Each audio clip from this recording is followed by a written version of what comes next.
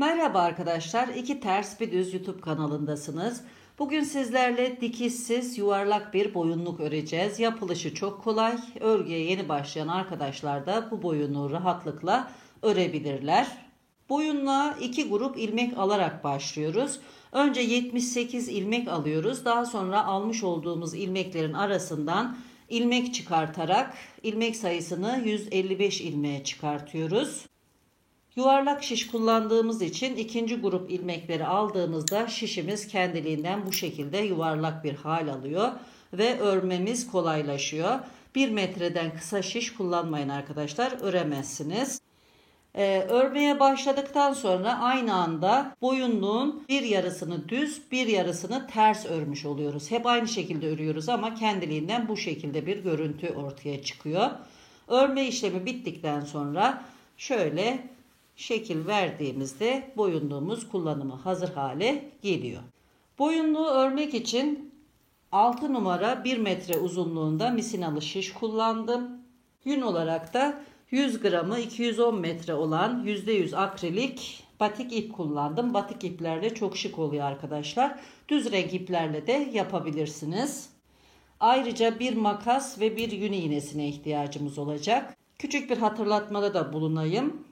Ben bu boyunluğu 78 ilmek alarak başladım. Boyuna tam oturuyor arkadaşlar. Eğer sizler daha salaş, daha bol bir boyunluk istiyorsanız 86-90 ilmek aralığında yapabilirsiniz.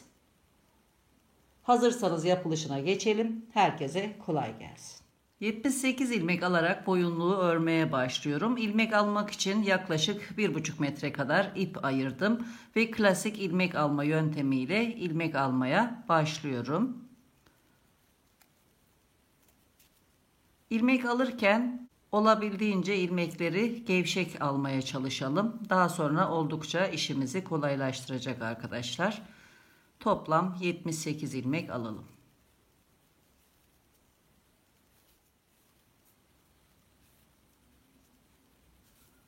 Toplam 78 ilmek aldım. İpi şu şekilde düğümlüyorum ilmeklerin gevşememesi için. Daha sonra çeviriyorum şişimi. İlmeklerin altı yukarı gelecek şekilde kaldırıyorum. Bu şekilde. Daha rahat ilmek alabilmek için ilmekleri tel tarafına doğru kaydırıyorum. Ve ilmek almaya başlıyorum. İkinci grup ilmekleri alacağız. 2 ilmeğin arasına batıyorum. Bir ilmek çıkartıyorum. Yine sıradaki 2 ilmeğin arasına batıyorum. Bir ilmek çıkartıyorum. Bu şekilde sıra sonuna kadar toplam 77 ilmek alıyorum.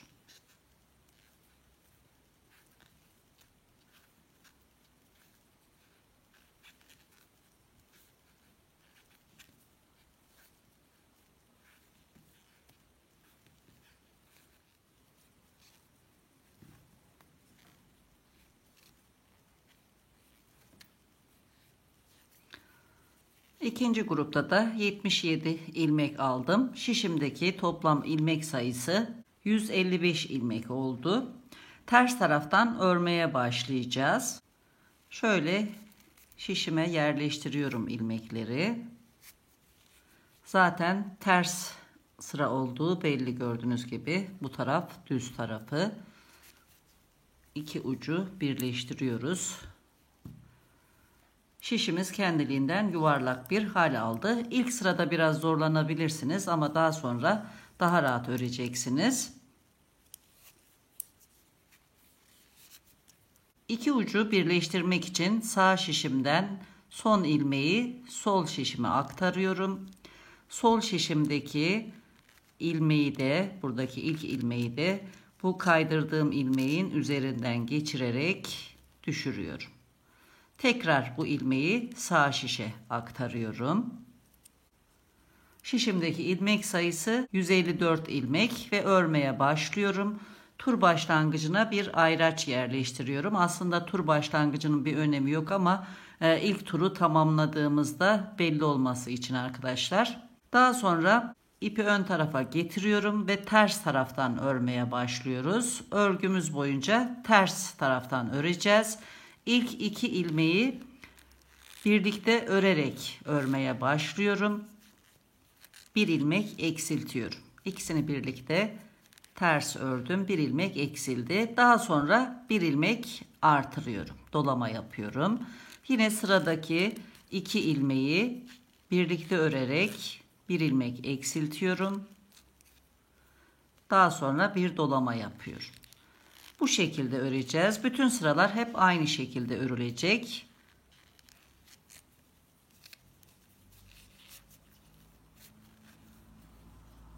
Devam ediyorum.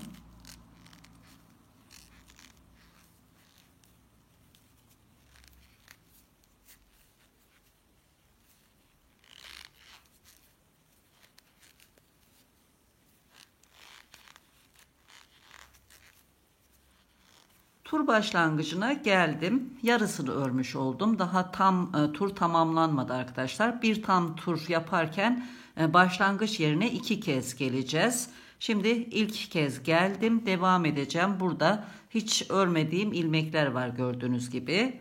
Tekrar ayraca geldiğimde bir tam turu tamamlamış olacağız. Devam ediyorum. Şimdi sıradaki 2 ilmeği birlikte örüyorum. Daha sonra bir dolama yapıyorum. Bu şekilde tekrar bir tur atalım ve ayraca gelince tekrar birlikte olacağız.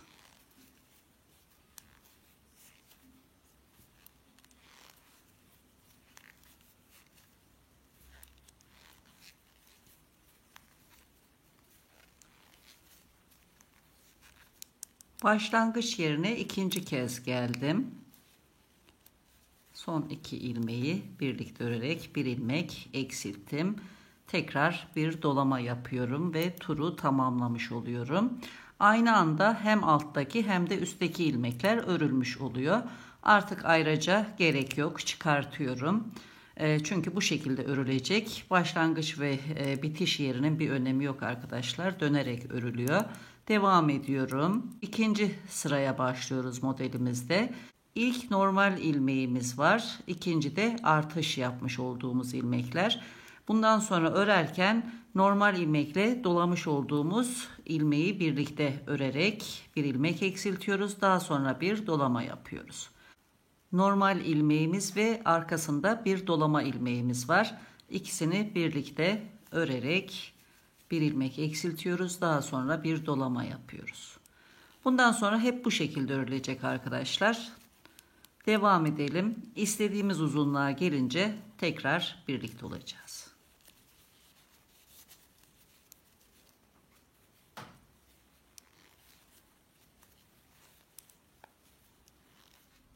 İstediğim uzunluğa kadar ördüm. Örmüş olduğum yarı uzunluk yaklaşık olarak 20 santimetre. Diğer yarısı da 20 santimetre. Toplam 40 santimetre örülmüş oldu. Şimdi ilmekleri kapatırken üzerine kordon öreceğim. Aynı zamanda ilmekleri kapatacağım. Burası tur başlangıcı. Tur başlangıcının bir önemi yok arkadaşlar. İstediğiniz yerden kesebilirsiniz ama daha dengeli olması için tur başlangıcına gelince ilmekleri kapatmaya başlıyorum. Daha doğrusu buradaki zincir şeklinde görünen ilmeklerin başlangıcına geldiğimizde tam bir turu tamamlamış oluyoruz. Kordon ilmeklerini düz olarak öreceğim. Önce ilk 3 ilmeği düz örüyorum. Daha sonra sıradaki ilmeği düz örecekmiş gibi örmeden sağ şişime kaydırıyorum. Sol şişimle ilmeklerin içerisine batıyorum. 2 ilmeği birlikte düz örüyorum. Daha sonra 1, 2, 3, 4 ilmeği tekrar sol şişime kaydırıyorum. İpi çok germiyorum. Normal bırakıyorum. Yine ilk 3 ilmeği düz örüyorum. 1, 2, 3. Yine sıradaki 2 ilmeği düz örecekmiş gibi sağ şişime kaydırıyorum. İçerisine sol şişimle batıp ikisini birlikte düz örüyorum. İkinci ilmeği kapattım. Tekrar 4 ilmek sol şişe kaydırıyorum. Yine ilk 3 ilmeği düz örüyorum. Sıradaki 2 ilmeği düz örecekmiş gibi kaydırıyorum. İkisini birlikte düz örüyorum. 3 ilmek kapattım. Bu şekilde bütün ilmekler bitene kadar örüyoruz.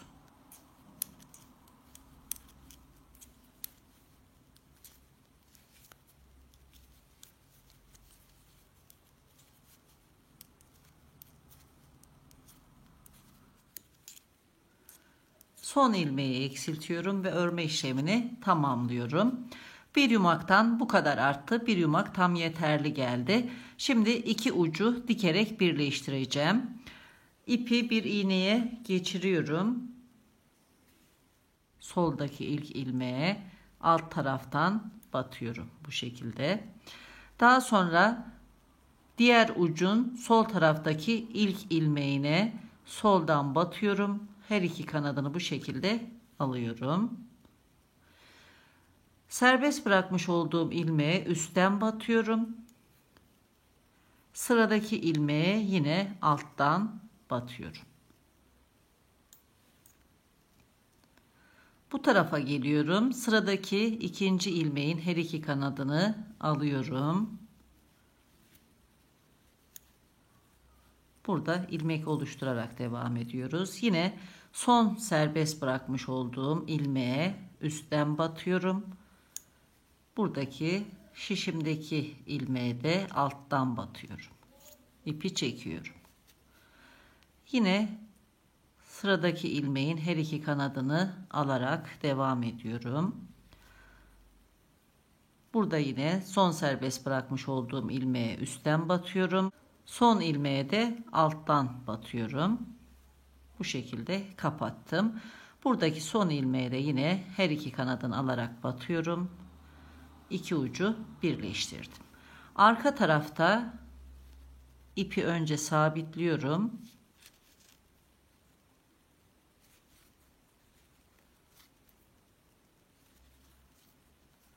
Daha sonra ilmekler arasından yürüterek gizliyorum.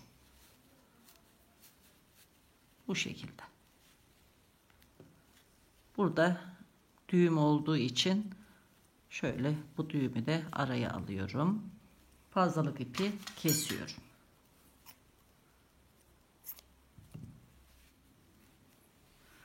Başlangıçtaki ipi de yine iğneye geçirdim.